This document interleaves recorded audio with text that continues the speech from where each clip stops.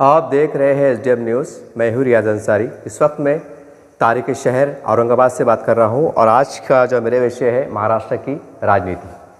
आज हम अखबारात के ज़रिए से, सोशल मीडिया के ज़रिए से और दीगर ज़राए से देख रहे हैं कि हर पार्टियों की लोकसभा की आमद को देखते हुए, लोकसभा के इलेक्शन को देखते हुए अपने अपने तौर से हलचल तेज़ हो गई है। पूरे महाराष्ट्र में जोड़ तोड़ का सिलसिला जारी है और गठबंधन में नए नए पार्टियों को लेने का, प्रवेश कराने का सिलसिला भी जारी है।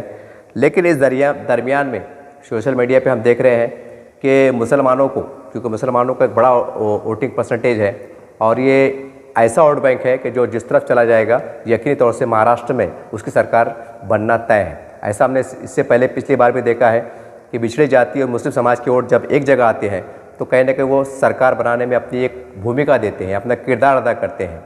लेकिन कुछ मीडिया पे ये भी देखा जा रहा है कि मुसलमानों को लुभाने के लिए कि भाई हम आपको लोकसभा में, कोई कह रहा है 4 सीट देंगे, कोई बड़ा 2 सीट देंगे, और अभी से आवाज़ उठ रही है कि मुसलमानों को नुमाइंदगी होना चाहिए।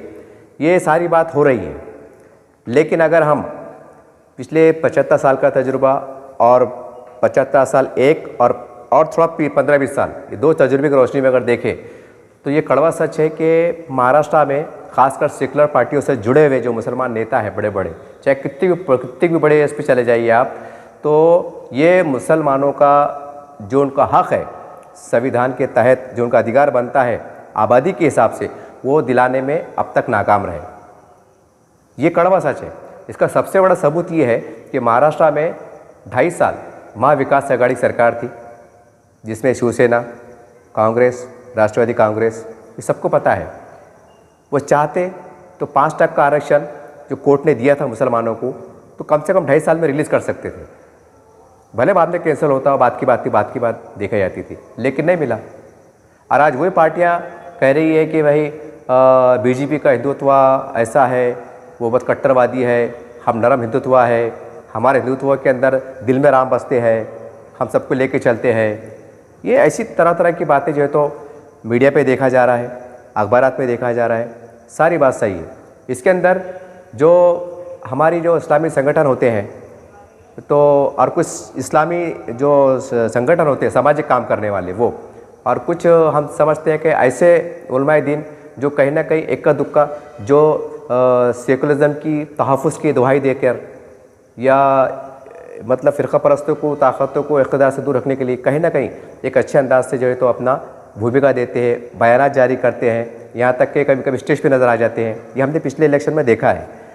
तो मेरे तमाम ऐसे लोगों से और ख़ास करके तमाम चारों इस्लामी संगठनों को ज़िम्मेदारान से, क्योंकि हमने देखा है इलेक्शन के मौके पर कि हल्लू से आखिरी में फिर वो जो इलेक्शन में, जो लोकसभा में जो उम्मीदवार होता है तो वो इस्लामी संगठनों के दफ्तर में जाते हैं, ऑफिस में जाते हैं, फिर वहाँ से हल्लू से एक लेटर निकलता है और ऐसा बताते हैं कि भाई मुल्क के हालात को देखते हुए लिहाजा फला इस्लामी संगठन XYZ उन्होंने ये ऐलान किया है या फला उम्मीदवार की तायद की है, चाहे फिर वो कोई भी पार्टी करो।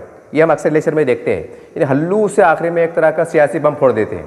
पहले एकदम दूर रहते हैं और फिर टाइम पे जैसे कि 2 दिन इलेक्शन को रह गए तो फिर एकदम अचानक जो है तो फिर एक हंगामी मीटिंग होती है, फिर पेपर में आता है कि भाई मुसलमानों के ज़िम्मेदारान की एक निशिष्ट का एहतमाम किया गया, उस पर तय पाया गया कि आज फ़िरक़ा परस्त रोकने के लिए हमें ये कदम उठाना ज़रूरी है, हमें ऐसा करना ज़रूरी है। और वो चूँकि वो इलेक्शन जब तक में जो तकरीर होती ना, वो एक दूसरे को बुरा भला कहते, पुरानी यादें ताज़ा हो जाती, दंगे याद आ जाते, तो उस पर क्या होता कि मुसलमान भी कम से कम एक भावुक हो जाता, जज्बात में आ जाता, इसको एकदम या तो खौफज़दा हो जाता या तो उसकी मानसिकता थोड़ी देर के वास्ते भंग हो जाती। थोड़ी देर बोलता, हाँ यार हमारे जो बड़े बोल रहे ना सही बोल रहे, नको साला आपको इनको छोड़ मारो। ये नेशनल बात है। हम भी दौर से गुजरे हुए हैं। हम भी, हमारे बाप दादा के टाइम, हमारे टाइम भी ऐसी ऐलानियाँ जारी होते थे फला इस्लामी संगठन तरफ से कि भाई इनको उड़ दो, फिर हम भी जाके ठप्पा मारते थे। ये कड़वा सच है। तो कहने का मतलब ये है कि वीडियो में इसलिए बना रहा हूँ कि अब जो हो गया वो हो गया। मैं तमाम जो इस्लामी संगठन है, हमारे काबिल एहतराम संगठन है, हमारे उलमा इकराम है काबिल एहतराम, वो है कुछ समाज से, मुस्लिम समाज से संगठन है और कुछ जो भी सोशल वर्कर है, इनसे भी गुजारिश है कि ये सब फालतू बातें हैं कि हमको 4 खासदार होना, 10 खासदार होना, उसके बदले आप ये डिमांड करो ये डिमांड करो, चाहे आप बीजेपी की तरफ जाओ या फिर सेकुलर पार्टी की तरफ जाओ, जो भी है वो आपका अधिकार है। क्यों मैं इसलिए कह रहा हूँ, आप बोलेंगे यार ये आदमी बड़ा अजीब है, खुला खुला पड़ा कि बीजेपी की तरफ जाओ। भाई मैं आपको एक ही मिसाल दूँगा, अगर एक चूँकि बात मुसलमानों की चढ़ी करके मैं को इस्लामी मिसाल दूँगा ताकि आपको समझने में आसानी हो। भाई शराब का बनाना कैसा है? देखो, शराब पिलाने वाला भी तो गुनहगार, पीने वाला भी तो गुनहगार, बनाने वाला भी तो गुनहगार, जिन्हें उसको तरगीब दिया चल खा एक पैक मार ले, देशी मार ले, तो मतलब ऐसा बोलने वाला भी उतना गुनहगार। ये चारों जो पांचों लोग हैं, पिलाने वाला, तरगीब देने वाला, बनाने वाला, ये चारों काय में आते? मतलब गुनाह के दायरे में आते, शरअ एतबार से बराबर है। तब लफड़ा क्या आ रहा? अब बीजेपी के रास्ते में अब स्टेज पे क्या बोलेंगे?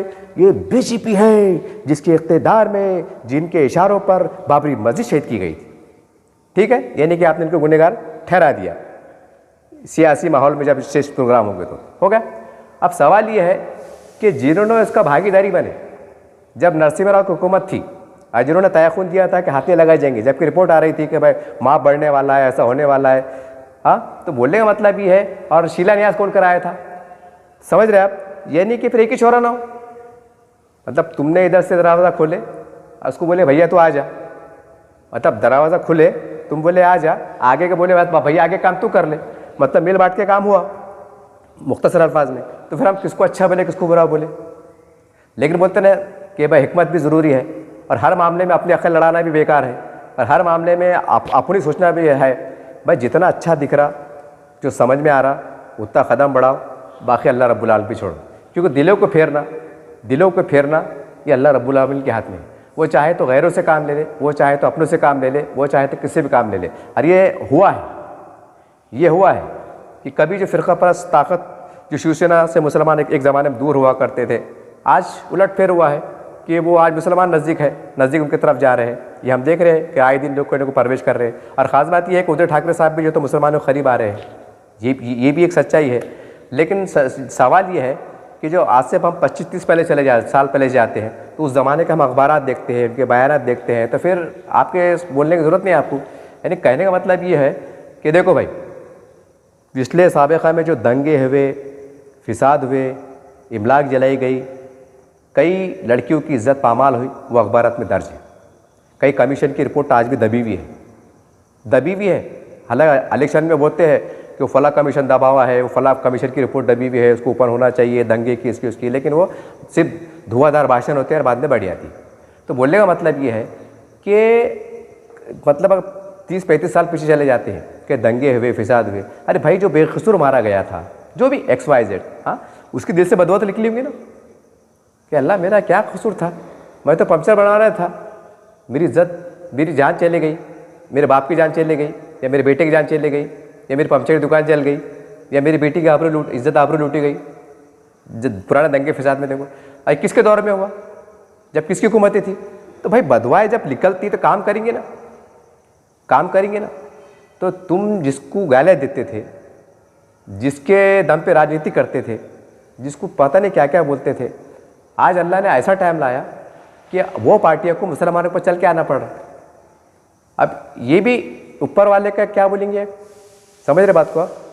अरे ऊपर वाला तो कैसा चक्कर घूम के लाता कि वो आज चल के आ रहे कि भाई ऐसा है वैसा है, तो मुसलमान क्या खुश हो रहे, और बाप अब ये सुधर गया भला क्या, अभी इनका जहन बदल गया, ये ऐसा हो गया, जान दो बीजेपी को छोड़ो। तो मैं आपको ये कहना चाहता हूँ कि बीजेपी में और इधर के शिंदे गुट में और ये गुट में अब कोई फ़र्क नहीं है, कुछ फ़र्क नहीं। ये इतना कड़ू जुमला बोल रहा मैं कि आपके दिमाग के बाहर जा रहा हूँ। आप बोल रहे हैं यार ये आदमी पागल तो नहीं होगा, आप मेरे अकल पे सवाल उठा सकते। लेकिन मैं आपको मिसाल क्या दिया, दारू पिलाने वाला, दारू बनाने वाला, मैं खाने में ले जाने वाला, गिलास भरने वाला, उठा के देने वाला, या उसको पिला रहा और बिल मैं टेबल पे ले आके दे रहा, समझ रहे बात? एग्जाम्पल दे रहा है मैं आपको समझने के वास्ते। अरे ये लिखा हुआ है, सब जो माविन बने हुए हैं, जो एक दूसरे की हेल्प कर रहे हैं, पीने में, पिलाने में, चलने में, ले जाने में, उकसाने में, जहन बनाने में, सब के सब मुजरिम हैं शरअ एतबार से। तो ये मामला भी ऐसी है। बाबरी मस्जिद शहीद हुई, कैसी शहीद हुई, पर्दे के पीछे कौन खामोश खड़ा था, रिपोर्ट आ रही थी, सारे बात थी, पल पल की रिपोर्ट आ रही थी, BBC लंदन से बताया जा रहा था, खबरें आ रही थी, उसके बाद भी जो खामोश करके गए थे। तो भाई फिर इसमें उसमें फ़र्क क्या है? अब सवाल ये है, ऐसे अगर हम बारीकी से गौर करें तो दिल क्या बोलता कि साला ये ऐसी राजनीति होना ही नहीं, ऐसी सियासत होना भी नहीं। क्योंकि एक मीठा बोल के एक छुरा घोपरा और एक कड़ू बोल के छुरा घोपरा, अब जाना तो कहाँ जाना। मगर मायूस होने की ज़रूरत नहीं है, क्योंकि वो रब्बुल आलमीन है, वो रब्बुल आलमीन है। उन्हें कुरान में एक जगह फरमाया हुआ है कि मायूस मत हो, मायूस मत, तुम्हारा रब उनसे बेहतर चाल चलने वाला है। तुम्हारे मुखालिफिन जो चाल चल रहे हैं, आपको मायूस होने की ज़रूरत नहीं है, तुम्हारा रब उससे बेहतर चाल चलने वाला है। मैं आपको सादे अल्फाज में पढ़ा, बहुत बड़ा है वो। तो कहने का मतलब क्या है कि मायूस होने की ज़रूरत नहीं है, अल्लाह इनसे काम लेगा। जो पहले बुरा भला बोलते थे, गालियाँ देते थे, मुसलमानों की उठ की मतलब वो नहीं करते थे, खरीब नहीं करते थे, आज क्या हाल है? आज चल के आ रहे, आज चल के आ रहे। तो ये क्या है? ऊपर वाले का निज़ाम चल रहा है, निज़ाम चल रहा है। तो कहने का मतलब क्या है कि अब मुसलमानों के जो इस्लामी संगठन के लोग हैं, ज़िम्मेदार लोग हैं, अब ये झमेले मत पड़ो।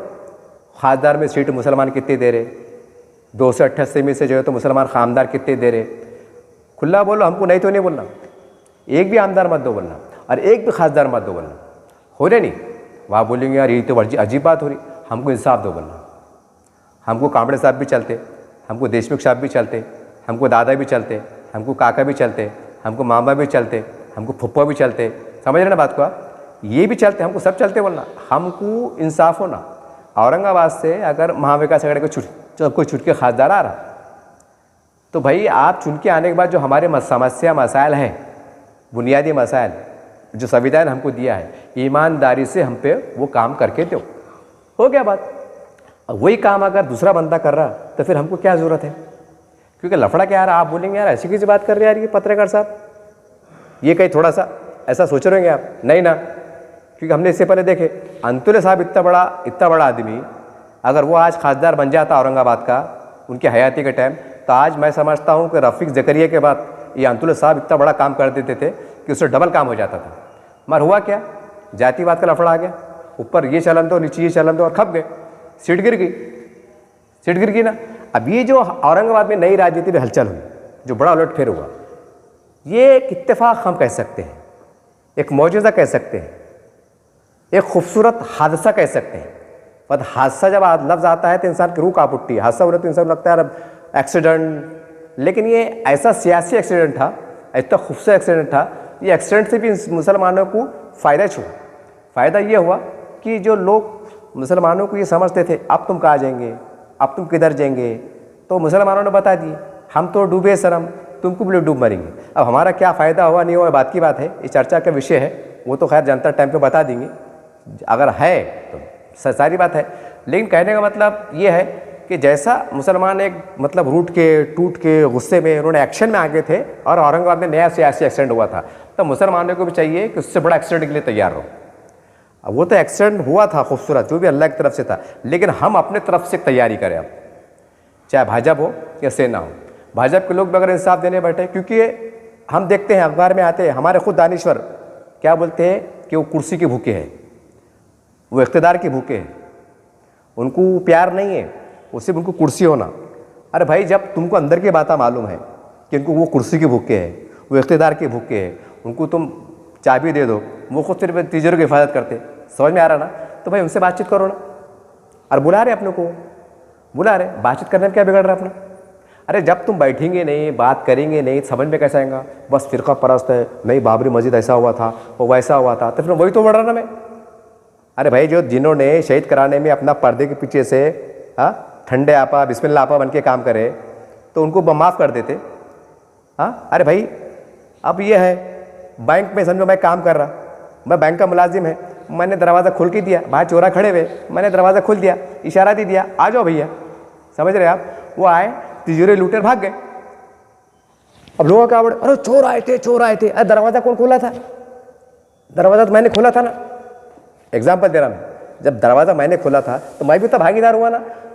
तो फिर तुम चोर को माफ़ नहीं कर रहे और मेरे को माफ़ कर दे, मेरे को फूल दे रहे, मेरे को दावत कर रहे, यूं कर रहे, कुर्सी बिठा रहे, तब ये है कि नहीं गलत बात ही?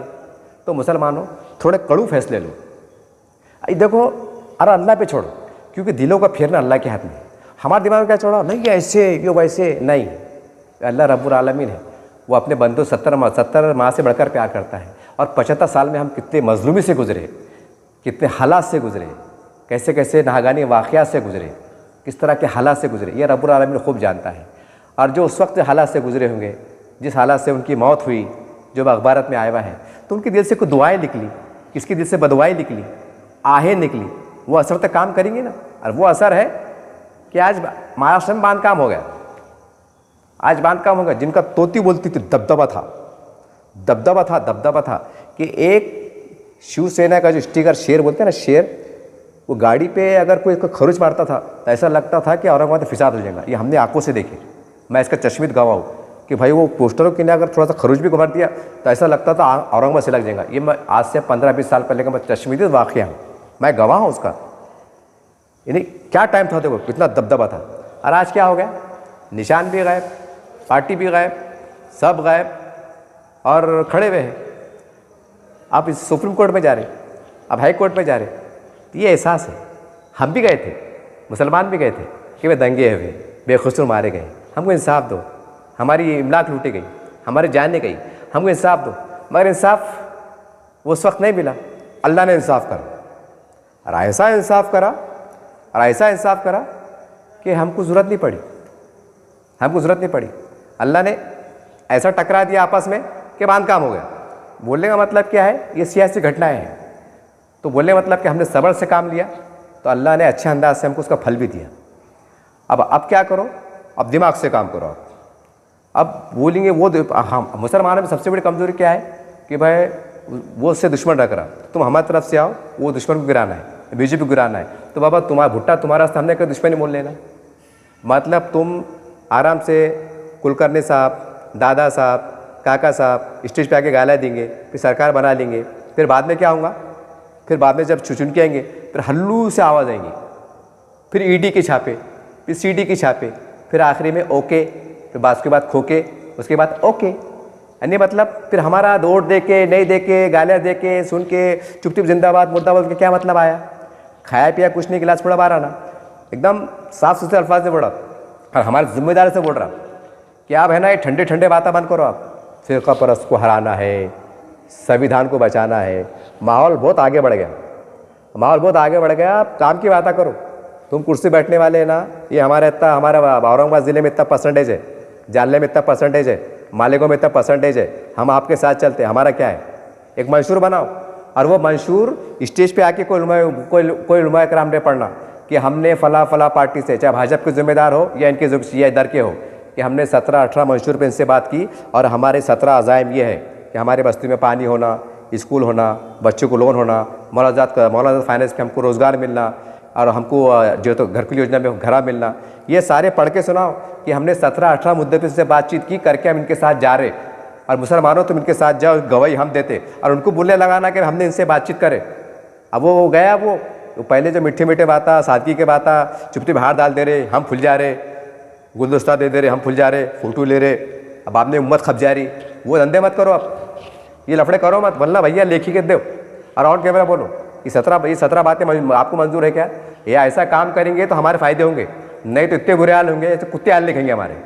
ये हम देख रहे, मैं देख रहा हूँ, आप ये मत समझिए हम घूम रहे हैं मार्केट में, हम भी लोगों से मिलते हैं, ख्यालात जानते हैं। और हम ये मैं आपको बोल के मैं आपको वो कर रहा हूँ कि आप डरो मत कि भाई हमारी कौम हमको क्या बोलेंगी, बैग ले लिए बोलेंगी, मिल गए बोलेंगे। अरे भाई काहे को बैग ले लेंगे, जब तुम खुल्ला बोल के बताएंगे कि हम ये मंशूर पे इनसे हमने मुज़ाकरात करें, टेबल पे हमने बातचीत करें, फडणवीस साहब से बात करें, अमित शाह से बात करें, बीजेपी से बात करें, या ठाकरे साहब से बात करें, किससे बात करें, खुल्ला बात करें। अरे बात करके जाओ ना, खाली ये क्यों बढ़े कि हमको उसको हराना है, उसको हराने में हमारे बाप को क्या मिलने वाला है, क्या मिलने वाला है। इसका कड़ू सबूत ये है, 2.5 साल आप इक़्तिदार में थे ना महाराष्ट्र में, हमको आरक्षण दिए क्यों नहीं। अरे 2.5 साल में ऐसा क्या हो रहा था, 10 करोड़ मुसलमान को नौकरी मिल जा रही थी क्या, कि घर मिल जा रहे थे, कि एक मुसलमान के हाथ में 50-50 लाख की कार आ जा रही थी। अरे कुछ भी कार में मीडिया समझना, ये भी मैं मुसलमान कहता हूँ, तू भी, हम भी मर रहे, तू भी मर रहे, हम तो डूबे हैं सनम, और तुमको ऐसा डूब ले मरेंगे कि कभी जिंदगी में दोबारा पैदा नहीं होंगे।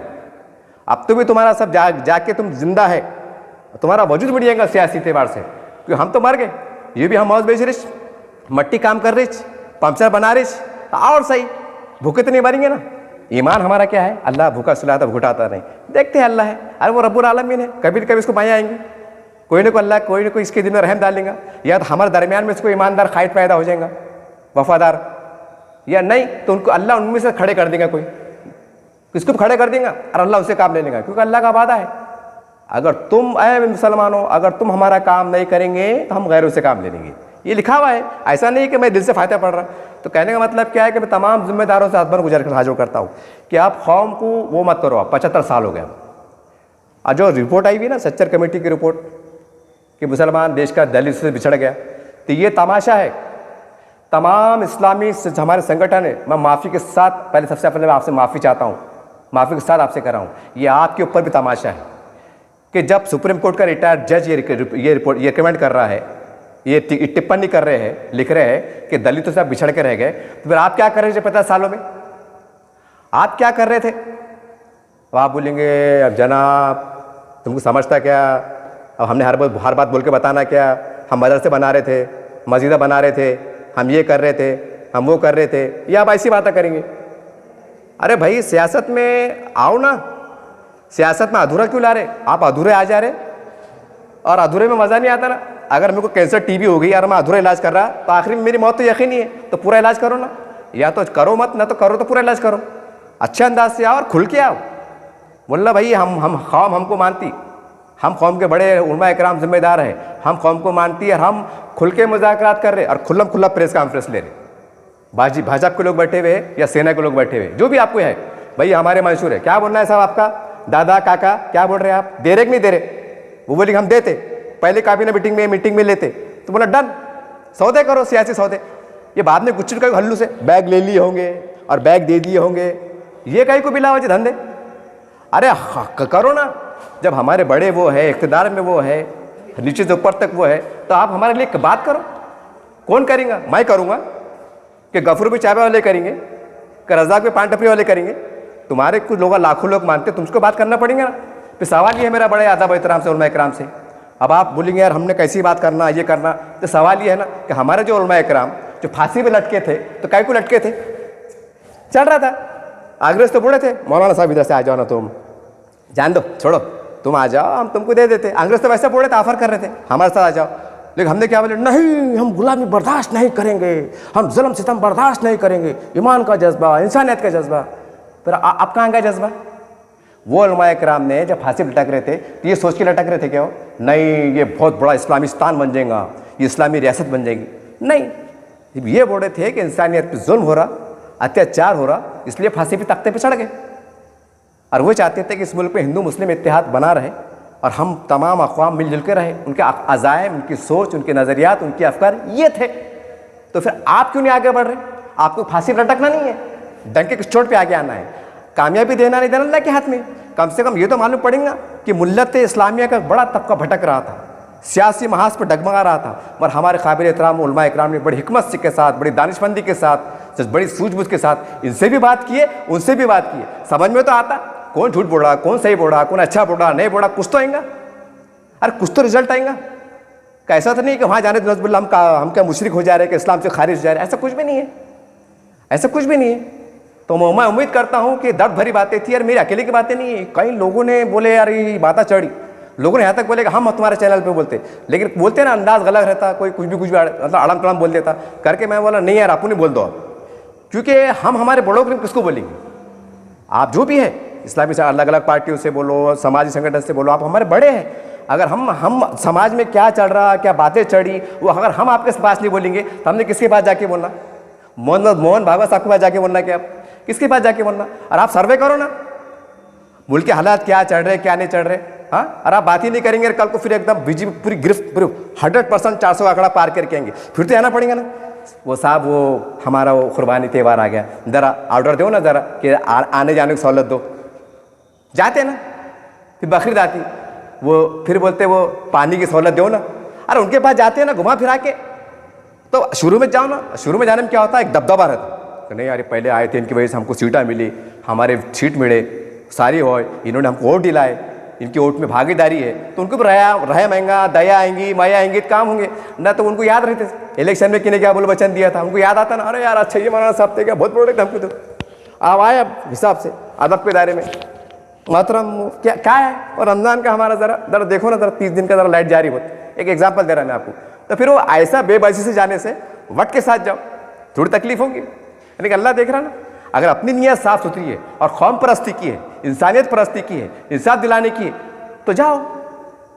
और उससे बुरा मानने की जरूरत नहीं है। वक्त के नबियों पे हालात है, वलियों पे हालात है। नबियों को जो तो उनको जो तो इस्लाम तराशी की गई, उनके ऊपर भी किरदार पे उंगली उठाई गई। ये तो सुन्नत में आता है तकलीफ उठाना। तो मैं समझता हूँ कि हमारे उलमा इकराम, क्योंकि आप है ना जो सियासत से जुड़े हुए उनकी बात कर रहा, सबकी बात नहीं कर रहा हूँ। ये हल्लू से आते 2 दिन पहले ना स्टेटमेंट जारी करते, और कितना अच्छा प्यारा अंदाज से, मीठा अंदाज से बोलते। मुसलमानों से गुजारिश है, मुल्क के हालात को देखते हुए फ़िरका परस्त ताकतों को रोकने के लिए अब ज़रूरी हो गया है कि हमें फ़ला फ़ला कांबड़े साहब को, फ़ला फ़ला देशमुख साहब को, फ़ला फ़ला काका साहब को वोट देना ज़रूरी है। लिहाजा किसके बहकाव मत आओ और वोट दो। कितना मीठा बोलते, अरे बोल रहे ना आप। तो हमारा बोलना क्या है कि वैसा मत बोलो रोकने के वास्ते। क्या दे रहे, हमारे मसाइल क्या है, हमको क्या होना, वो लिख के दो और लिख के बोलो, खुल के बोलो। बोलना भैया दादा काका ये हमारे मसले, क्या बोलते हैं, उन्होंने डन करे तो वहाँ चल जाओ। भाजा बनने बोले ठीक है बिस्मिल्लाह डन, तो जाओ। तुम बोलेंगे नको वो धोखा दे देंगे, लफड़े हो जाएंगे। जब 75 साल में सेकुलर पार्टी ने कौन से कितने हमको धोखे दिए और कितने गुवे दिए हमको। सेकुलर पार्टी का अपने सेक्टर कमेटी की रिपोर्ट, कई कमीशन की रिपोर्ट है कि कितने गुवे दिए। एक गुआ इनसे भी खा लो, समझ में तो आ जाएंगे ना। जान तो नहीं जाएंगी, नौज बिल्ला, ईमान से तो खारिज नहीं होंगे। इतना थोड़ा हालात जो भी आने वाला रब्बुल आलमीन को मालूम है क्या आ रहे। अरे बस दौरे क़यामत है, हर आने वाले पल ईमान वाले के लिए मुश्किल भरा है। दुनिया के हालात देख रहे हैं आप, इशारे में समझ रहे ना आप। तो ये हालात से काम करो, हिकमत से काम करो, और कौम की 25 करोड़ मुसलमानों की सही नुमाइंदगी करो।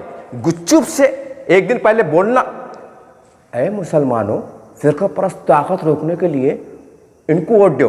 कई को वोट दो बाबा, कई को वोट दो।